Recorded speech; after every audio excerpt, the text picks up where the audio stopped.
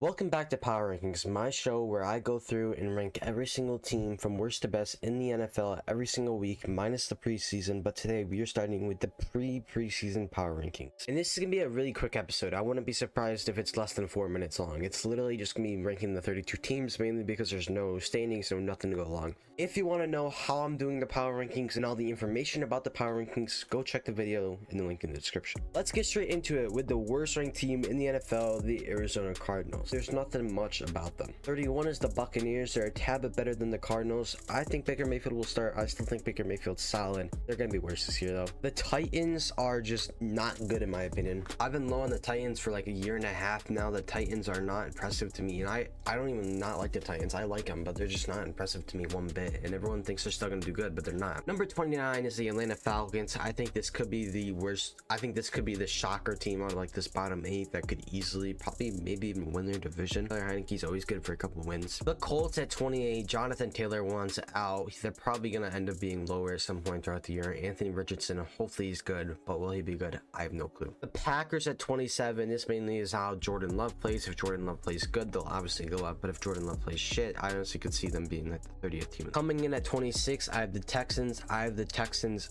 One position below the Panthers at 25th. It's not because of Bryce Young and CJ Stroud, even though it might seem like it is. I think they're both probably going to be equal this year. I just think the Panthers are a tad bit better, but I think both teams are probably good for like 5 to 7 wins. At 24, we have the Bears, so I think they're going to be a tad bit better than the Panthers this year. We're going to ramble off some teams really quickly here. 23 Rams, 22 Raiders, 21 Steelers, and the New England Patriots crack the top 20. Coming in at 19, we have the biggest shocker of it all. Like, I think a lot of people are high on this team. I'm just not. At 19th, we have the New York Giants, not the Jets, the Giants. Here's why. Yes, Saquon was able to agree to a deal, but that's still going to be a distraction point throughout the year. And simply put, I'm not 100% sure if he's going to stay healthy. Also, I get Daniel Jones had a good year last year, but he's still very, very unproven. Finally, can this team actually do good for 2 seasons in a row? I'm not 100% sure.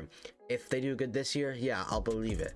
But currently, I'm not 100% sold. I'm not 100% sold on the Giants, and I actually have another team that no one sees coming replacing them. Coming in at the 18th spot, I have the Saints. They're very underrated, especially since they're playing in the worst division in the league. They're going to win their division. Coming in at number 17 is the other New York/New Jersey team, the Jets. I kind of think the same thing's going to happen with Aaron Rodgers that happened to Russell Wilson last year, just not as extreme. I think they're good for around 8 to 9 wins, but they're not. I cannot see the Jets making the playoffs, honestly. I know that's a shocker. I think they're going to be like the 8th or 9th seed. They could easily sneak in as 7th, but I don't see it happening. Coming in at 16 is the Vikings. The Vikings are obviously the Cinderella team from last year. They're not going to do as much as they did last year. They're not going to get nearly as the same amount of wins as last year. They're going to be around the 10 to 20th position every single week. Number 15 is the Commanders. That is the team that I see the Giants getting replaced by. What the hell are you talking about? Number one, Ron Rivera is in a coach make or break year. If he does not improve this year, he's going to be fired. Sam Howell, I'm high on Sam Howell. I think he's going to be pretty good. And this team is not bad. Just had mediocre quarterback play for the last couple of years.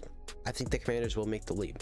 9 wins. At 14th, we have the Ravens. I'm still having a very tough time getting the Ravens in the playoffs this year. I think they're always going to be in playoff contention around the 10th to 12th week. But then somehow Lamar Jackson will get hurt and they'll start to fade out and then easily either not make the playoffs or get eliminated first round. Number 13 is the Seahawks. People are sleeping on the Seahawks. Same for the Lions at number 12. They're going to win their division. Number 11, the Cowboys. It's whatever. Cowboys are always going to be good for around 12 wins. They're not going to do much in the playoffs. Number 10, the Broncos. I think the Broncos are going to make a serious leap this year. You cannot tell me that Sean Payton is not an improvement over Nathaniel Hackett, even if he hasn't coached in a year. Sean Payton's one of the greatest coaches of all time. Nathaniel Hackett's one of the worst coaches of all time. Russell Wilson's going to be more adapted to Denver. A lot less pressure on him. The team's going to be healthy again. And they're going to do better. It's just going to be so much better in Denver. They will make the playoffs. Another very sneaky team that no one is looking at to possibly make the playoffs and even a deep run into the playoffs. We're getting to the point now where I think these teams could all make deep runs in the playoffs. We have the